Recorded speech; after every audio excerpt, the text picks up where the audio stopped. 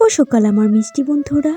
নতুন একটি সকালে আর আমার নতুন আরও একটি ব্লগে তোমাদের সকলকে জানাই স্বাগত।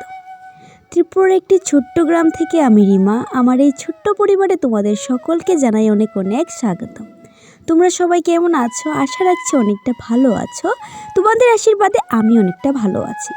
তো বন্ধুরা দেখো, আমার বিছানাপত্রের অবস্থা একদমই বেহাল হয়ে আছে। ঘুম থেকে উঠে আগেই আজ ব্লগটা অন করলাম, কারণ গত দুদিন আমি কোনো ব্লগ দিইনি। তো বন্ধুরা এখানে দেখো, সকালে টিফিনের জন্য কটা পিঠে গুড়ের জলে ভিজি গুড়ের শিরাতে গরম করে নেওয়া হচ্ছে, আর লাল চা বসে গেছে।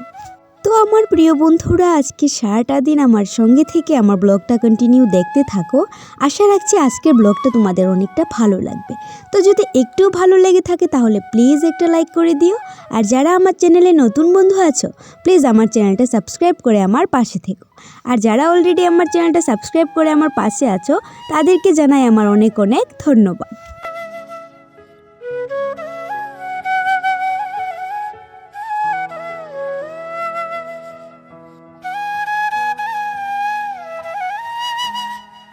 জানো তো বন্ধুরা, আজ না অনেক দিন পর এমন চকমকে রোদ উঠেছে সকাল সকাল। আর এই রোদ দেখে আমার মনটা অনেকটা ভালো হয়ে গেছে। আর এই মন ভালোর কারণেই বন্ধুরা সকাল সকাল কাজে লেগে পড়লাম।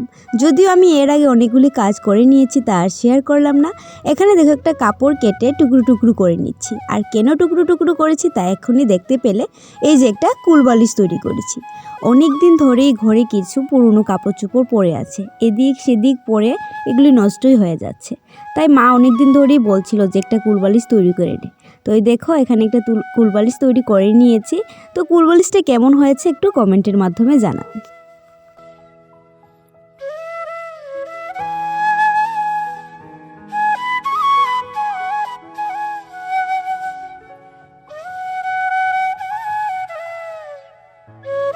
কুলবালিশটাকে তৈরি করেই এখন রুদি দিয়ে দিচ্ছি। আর রুদি দেওয়ার কারণটা হয়েছে, রুদ খেয়ে কুলবালিশটা অনেকটা ফুলে উঠবে।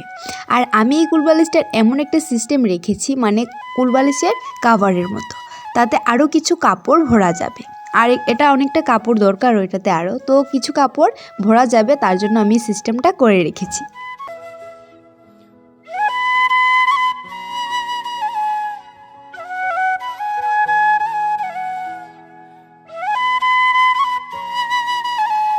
আমি কোনো কিছু ফেলে দেওয়া পছন্দ করি না, আমার একদমই ভালো লাগে না অকাজের জিনিসগুলি ফেলে দিতে। আমি চাই সেই অকাজের জিনিসগুলি দিয়ে একটা কাজের জিনিস বানিয়ে নিতে।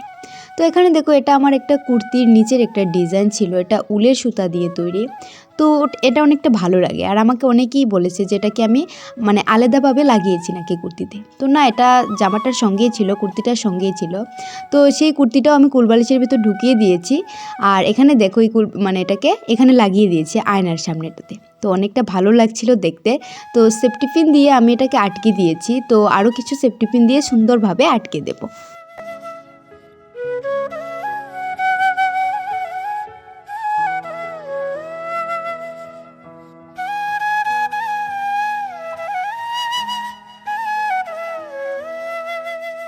আজকে অনেক দিন পরে যেহেতু রোদ উঠেছে, তাই বন্ধুরা এই রোদোজ্জ্বল সকালটা দেখে আমি আর বসে থাকতে পারলাম না।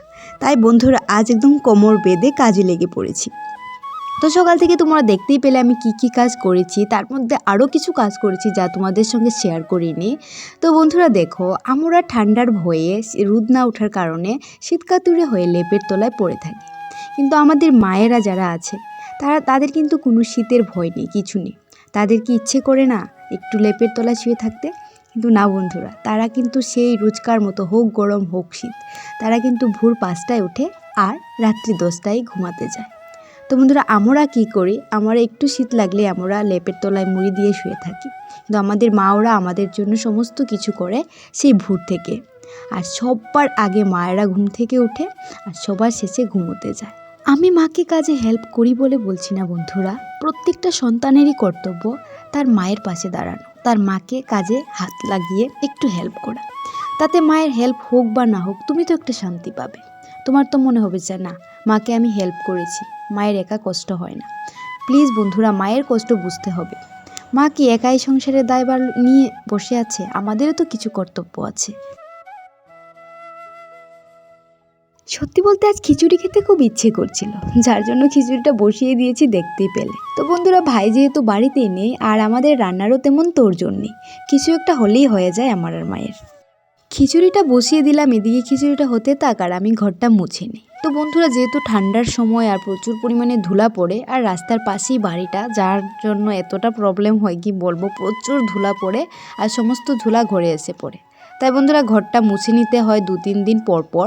2-3 দিন তো যায় না, 2-1 দিন পরপরই মুছতে হয়। তো বন্ধুরা, আমার দেখো এদিকে ঘর মুছতে মুছতে খিচুড়িটা হয়েও গেছিলো, এর মধ্যে এসেছে রিম্পি।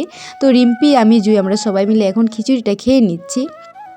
সেই সকালে খাওয়ার পর আর তোমাদের সামনে আসিনি বন্ধুরা, আর এখন হয়ে গেছে বিকেল, আর আমি আর রিম্পি নুন আর লঙ্কা হাতে চলে যাচ্ছি কুল গাছের নিচে। আর এরই ফাঁকে আমি গিয়েছিলাম একটু বাজারে, আমার বিশেষ একটা দরকারে গিয়েছিলাম বন্ধুরা, যদিও যে দরকারে গিয়েছি সেই কাজটা হয়নি। তো বন্ধুরা, এখন চলে আসলাম রিম্পিদের বাড়িতে, আর এটা ওদেরই কুল গাছ। তো ওদের গাছ থেকে কিছু কুল পেড়ে নেব।